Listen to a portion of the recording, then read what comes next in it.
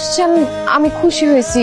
শরীর খারাপ তো, শরীর খারাপ নিয়ে জার্নি করতে পারবো না। আরে সমস্যা নাই, আমি আছি তো, 2 দিন বেড়ায় আসলাম। যাও রেডি হও, তোমরা রেডি হও। আমাকে যা কিছু সহায় সম্পত্তি আছে আজকে থেকে সব তোমাকে। মন খারাপ কেন? আমার না সবকিছু কেমন জানি সাজানো সাজানো লাগতেছে। কি বলো সাধারণ লাগতেছে মানে? আমি আমার ভাইজানগো হারে হারে চিনি, তারা এত সহজে সবকিছু মাইনা নেওয়ার মানুষ না। আরে তোমার ভাইরা যখন জানতে পারছে আমার সন্তান তোমার পেটে, তখনই সবকিছু মাইনা নিচ্ছে। যত যাই হোক তুমি তো তাদের বোন লাগো, বোনটা কি ফালাই দিতে পারে? আমি আমার ভাইগো জন্মের পর থেকে দেখতেছি, হারে হারে চিনি। আমি তো টেনশনে আছি তোমারে নিয়া, ওরা যদি তোমার কোনো ক্ষতি করে আমার খুব ভয় লাগতেছে। এত ভয়ের কিছু নাই, রক্তের সম্পর্ক কেউ এত সহজে ভুলে দিতে পারে না। এই কারণ আমরা দুইটা ভাই, আমরা মাত্র 30% আর সেম রি 70% না। খালি ও তো একা না, ওই যে লাশ বাহী গাড়ির ড্রাইভার আছে না, সেও তো অংশীদার। আচ্ছা শোনেন, মায়া তো আপনাদের আপন বোন, আর সে তো অংশীদার। এই চুপ, না, কিন্তু না। আপনারা জালিম মানুষ না। আই ছোট, আর বসে থাকার সময় নাই, একটা সিদ্ধান্ত নে। তোমাকে বিয়ার সময় তো কিছু করতে পারলাম না, তাই দুধের স্বাদ গলে মিটাইতেছি।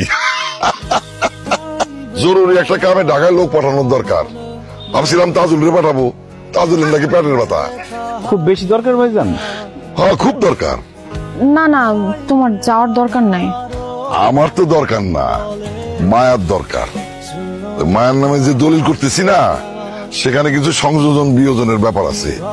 তা আমি পেপারস গুলি পাঠাইলে উকিল সেটা ঠিক করব। কালকে লাস্ট ডেট। তাহলে আমার দেন, আমি যাই। না না, তুমি যাইবা কেমনে?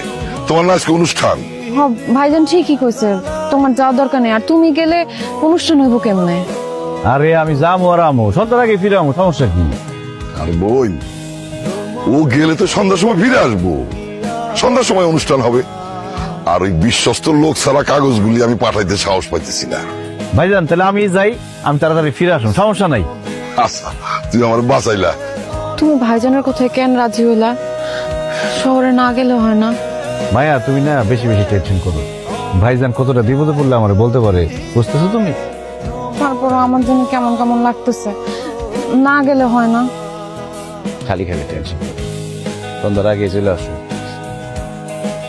ভাই কাগজপত্র নাকি সব ঠিকঠাক আছে, আমি শুধু শুধু গেছি। উকিল কইলো সব কাগজ নাকি আপনার কাছে। কি হয়েছে আপনার মন খারাপ কেন? কিছু হয়েছে? মায়া, মায়া আমগো তুই কি মনে করছস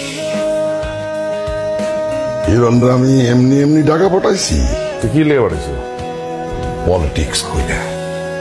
হিরণ থাকলে মায়ার কাছ থেকে এই দলিলের সই নেওয়া সহজ হইব। তোমার বুদ্ধিতে চললে নির্ঘাত মরণ, তোমার বুদ্ধিতে আমি চলি না। আমি আমার কাছ থেকে করে ফেলেছি। কিরণ যে হেনে গেছে, ওখানে আমার লোকজন সব সেট করে ফেলেছে। ও যাওয়া মাত্র আরে ওই খালা, তুই কি ভাত খাস না অন্য কিছু খাস? তোমরা কি মানুষ? হ্যাঁ, আমার নিজের মায়ের পেটের ভাই হয়ে তোমরা এত নিচে কেমনে নামলা? আমি ঠিকই ভাবছিলাম, আমার খটকা লাগতেছিল যে তোমরা বদলাও নাই, কিন্তু কিরণ বলছিল মানুষ ভালো হইতে পারে, তারা ভালো হয়ে গেছে।